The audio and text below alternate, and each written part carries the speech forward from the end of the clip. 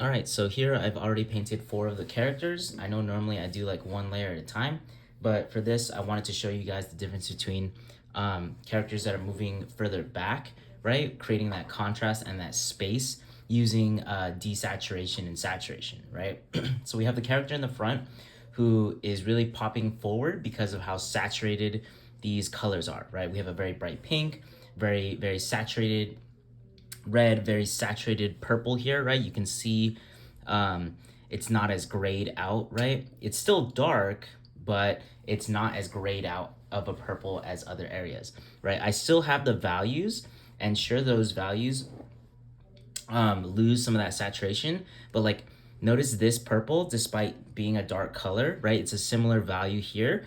You can still see that blue in there, right? You can still see it's more vibrant and closer to the original hue of purple than this character's purple here, right? So then from here, it's like slightly more desaturated, still pretty purple, you can still tell.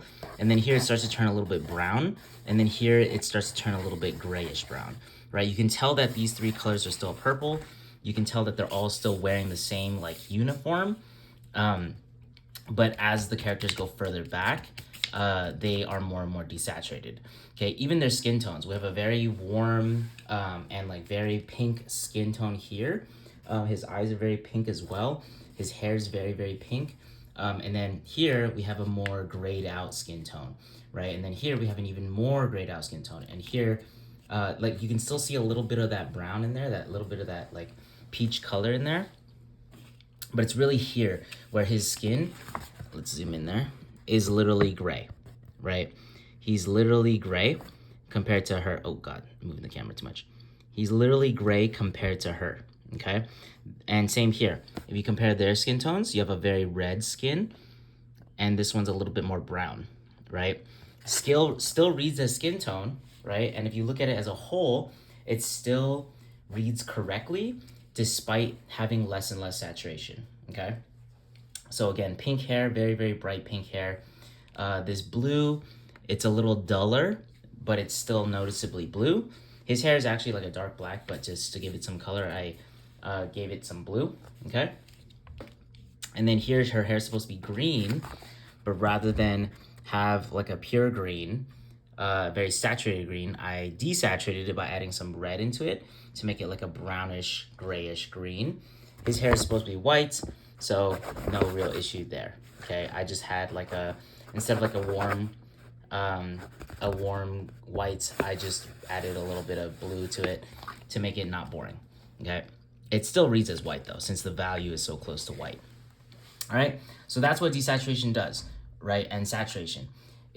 More saturated characters, more saturated objects will come closer, will move forward in space, and then the further away things are, the further away people are, the less saturated they'll be, okay?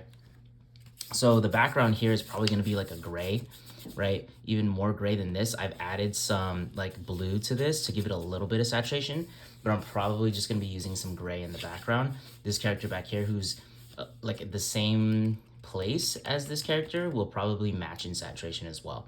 Okay, he wears a white suit though, so I didn't think it was gonna be as obvious of a comparison. I just mostly wanted to compare these 4 characters who are wearing the same colored clothing to each other, right? So again, very purple, very purple, slightly grayed out purple, more grayed out purple, and then finally almost gray, but still reads as purple, right? Because I still used a little bit of purple. All right, so that's what desaturation does. After this, I'm gonna go ahead and finish it.